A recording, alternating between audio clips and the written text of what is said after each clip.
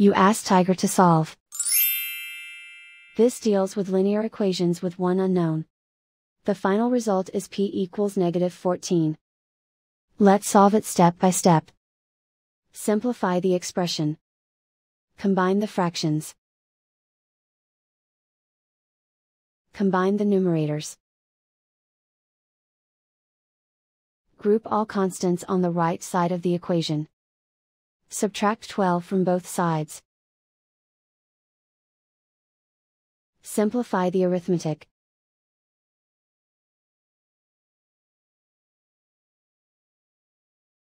Isolate the p.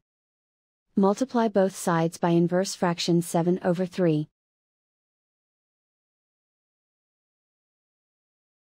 Group like terms.